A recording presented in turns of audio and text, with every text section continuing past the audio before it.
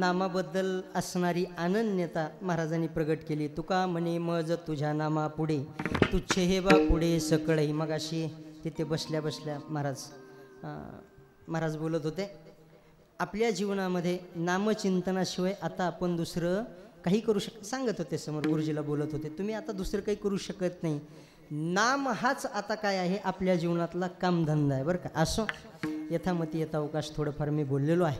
आदरणीय महाराजांना विनंती आहे की महाराजांनी आपल्या मधुर वाणीतून जे काही आम्हाला त्या ठिकाणी 2 शब्द 4 शब्द उपदेश करता येईल, बोलता येईल, ते त्या ठिकाणी त्यांनी बोलावं ही महाराजांना विनंती. मधलं भजन होईल. विठोबा रखुमाई विठोबा रखुमाई विठोबा रखुमाई विठोबा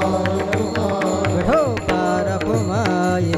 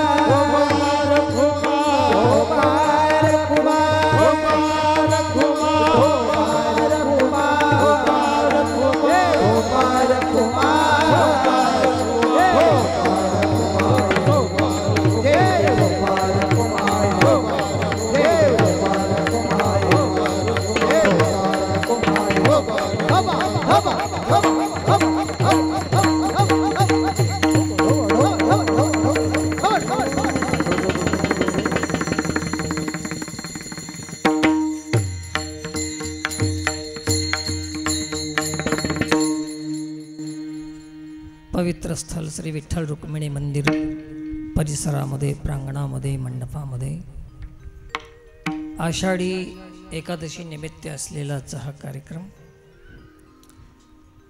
विषय प्रवेश करण्यापूर्वी श्री गुरुचं स्मरण वंदन करून जमलेल्या समस्त भाविकांना व्यासपीठावरून आषाढी एकादशीच्या अनेक शुभकामना देऊन सर्वांना साष्टांग दंडवत प्रणाम.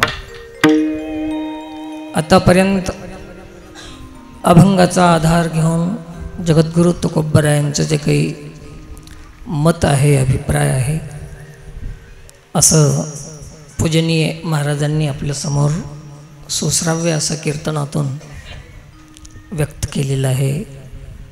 त्याबद्दल आजची ही सेवा योग्य वेळेमध्ये आणि समर्पक अशा पद्धतीनं, प्रामाणिक पद्धतीनं महाराजांनी आपल्यासमोर कीर्तन सादर केल्याबद्दल आपल्या सर्वांच्या वतीनं श्री महाराजांचं धन्यवाद आहे.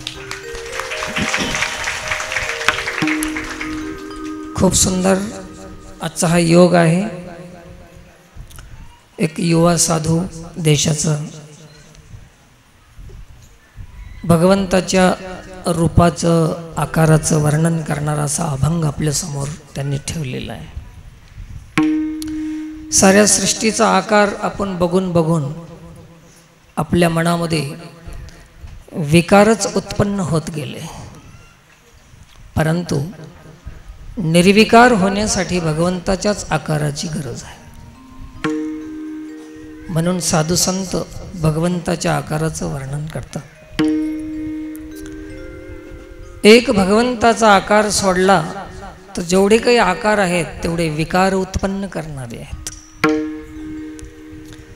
यद्यपि रचना भगवंतांनीच केलेली आहे, परंतु रचना एवढी आकर्षक आहे, रचना एवढी सुंदर आहे की भगवान कृष्ण परमात्मा सांगतात, ममैवांशो जीवलोके जीवभूत सनातनः मनःषष्टानींद्रियाणि प्रकृतिस्थानी कर्षति.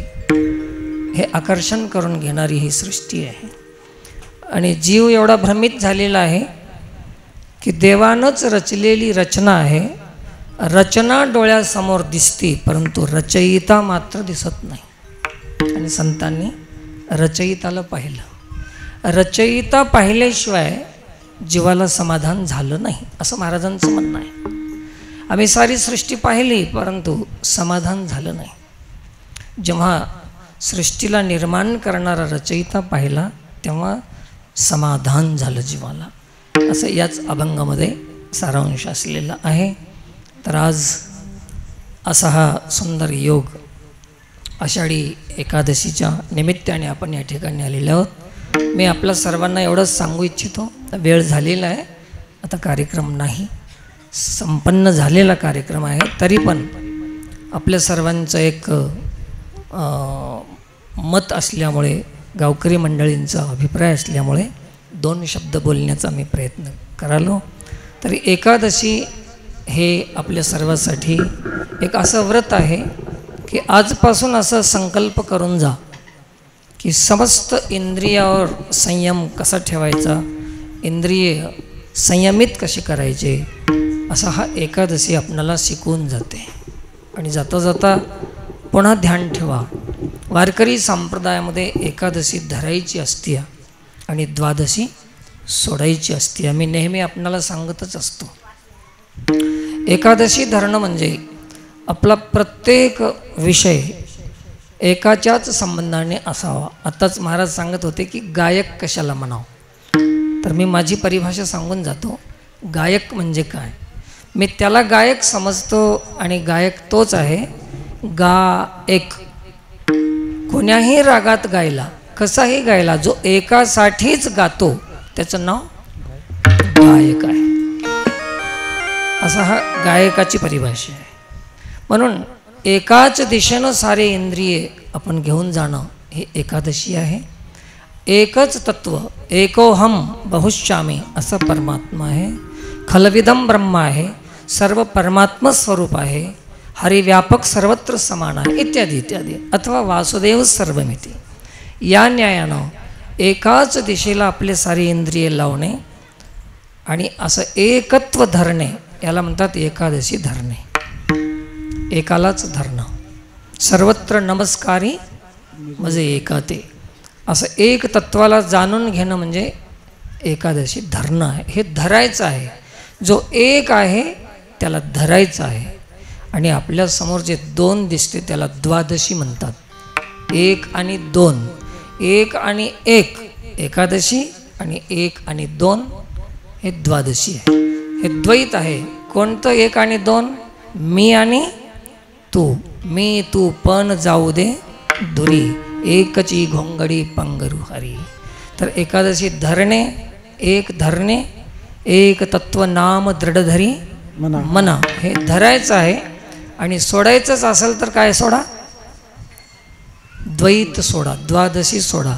आमची द्वादशी तर जेवणानं सुटून जाते. चांगले चांगले पक्वान्न बनवायचं आणि खाल्लं की सांगायचं की आमची द्वादशी सुटली. कुठली सुटली? अजून तर वाढत चालली द्वादशी. प्रत्येकामध्ये द्वैत भाव, भेदभाव, जाती भेद, परिस्थिती भेद, उच्च नीच भाव इत्यादी अनेक प्रकारचे भेद वाढत चाललेले आहेत. म्हणून द्वादशी सुटली नाही तर एकादशी सापडणार नाही. अशी ही पुण्यपावन एकादशी तिथी. या तिथीवर आपण या ठिकाणी महाराजांचं कीर्तन श्रवण केलेलं आहे. पुन्हा एक बार आपलं सर्वांचं स्वागत करून आपल्या सर्वांना धन्यवाद देतो. या समस्त धानुरा गावकरी मंडळींना विनंती आहे की उत्तरोत्तर अशीच आपली प्रगती होत जावी. भौतिक विकासही आपल्या इथं चालूच आहे. मंदिर, मंडप, जागा, अजून आपल्याला जागेची आवश्यकता आहे. मी भाविकांना विनंती करतो की सार्वजनिक सुविधा आणि व्यवस्था करण्यासाठी आपल्या धानुरा गावामध्ये अजून जाग्याची गरज खूप मोठी आहे. तर तरुण युवा समिती जी आहे, सनातन धर्म सेवा समिती आहे, यांना विनंती करतो की या विषयावर त्यांनी थोडंसं विचार करणं गरजेचं आहे. आणि आता पुढे अजून आपले कार्यक्रम होतच राहतील. आणि जाता जाता पुन्हा एक तुम्हाला सर्वांना विनंती करतो, ज्यांना ज्यांना देवावर प्रेम आहे, देवावर श्रद्धा आहे, विश्वास आहे, त्याने एक काम करून जा की या पावसाळ्यामध्ये माणसाला किमान एक तरी झाड लावा. एक तरी झाड. कारण की हेच परमार्थातली एक भक्तीचा एक भाग आहे तो परमार्थातला. अनेकाच्या कामाला येणारं ते वृक्ष आहे. जसं माऊलींनी सांगितलं का खांडावया घाऊ घाली का लावणी जयाने केली दोघा एकची सावली वृक्ष दे जैसा. अशी समानता ज्या वृक्षामध्ये आहे तर तसा वृक्ष आपण जर लावलं तर खूप मोठं काम होईल. वातावरण निर्मिती करण्याचं पुण्य लाभल आपणाला, पर्यावरण शुद्ध करण्याचं पुण्य लाभल आपणाला, अनेक लोकांना प्राणवायू ऑक्सिजन देण्याचं पुण्य आपणाला लाभेल. एक झाड खूप काही काम करू शकते. फळ देते, फूल देते, रस देते, औषधी देते, सावली देते, लाकूड देते इत्यादी अनेक प्रकारचे लाभ त्या वृक्षापासून होतात. तर तुम्हाला भक्तीच करायची असेल तर आत्ता सध्या एक मोका आहे, एक अवकाश आहे, पावसाळा चालू आहे, एक तरी झाड लावा असं सर्वांना विनंती करतो. आणि झालेली सेवा तसं इथं लावलेत ना झाडं, काही झाडं लावलीत वाटतं. अजून झाडं लावण्याचा प्रयत्न करा. अंगणात जागा असेल, खास करून स्मशानभूमीमध्ये वडाचं झाड, पिंपळाचं झाड, बेलाचं झाड, विशेष करून हे 3 जातीची झाडं लावा. तसं सार्वजनिक जागा असेल, शाळा, कॉलेज, मंदिर परिसर, मठ आणि दवाखाना, ग्रामपंचायत, स्मशानभूमी इत्यादी हे काहीच नसेल तर आपल्या स्वतःच्या अंगणामध्ये, हेही जागा नसेल तर आपल्या शेतामध्ये फळाची झाडं लावा. पशुपक्ष्यांचा चारा आपण दिल्यासारखं होईल. असं हे एकादशीचं आपल्याला सर्वांना एक शुभ संदेश देऊन आपली सेवा या ठिकाणी संपन्न करूया. खूप खूप धन्यवाद. आणि येणाऱ्या 10 तारखेला गुरुपौर्णिमा असं एक चांगला आपल्याला लाभलेली ही संधी आहे, अवकाश आहे. 10 तारीख जुलै, 10 तारीख गुरुवार, त्या दिवशी 12 ते 2 या वेळेमध्ये गुरुपौर्णिमा महोत्सव श्रीराम मंदिर पटवारीगुडा या पवित्र ठिकाणी तो साजरा करण्यात येईल. सोहळा आपणाला सर्वांना भक्तमंडळींना विनंती आहे की ज्याचे ज्याचे जिथं जिथं गुरु असतील त्या त्या ठिकाणी गुरुच्या दर्शनासाठी जा. ज्याला जाणं झालं नाही त्यांनी घरीच पूजा करा गुरुची. आणि ज्याला हेही होत नाही त्यांनी राम मंदिर पटवारीगुड्याला या असं सर्वांना विनंती. सर्व भजनी मंडळीलाही सूचना आहे, आपल्या सर्वांना हेच आमंत्रण आहे. आपणाला माहीत आहे की जिथं सगळे बिना पैशाचे जेवढे काही असतील त्या सर्वांना तिथं यायला संधी आहे, स्पष्ट सांगायचं. आणि तुम्हाला माहीतच आहे की पैशाचा विषय माझ्याकडे नसतो.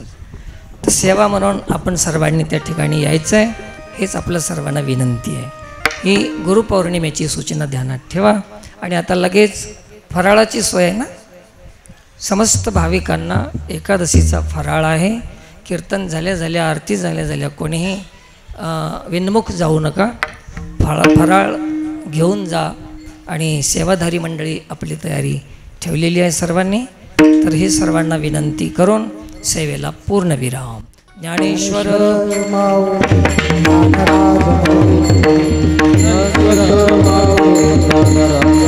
जय ज्ञानेश्वर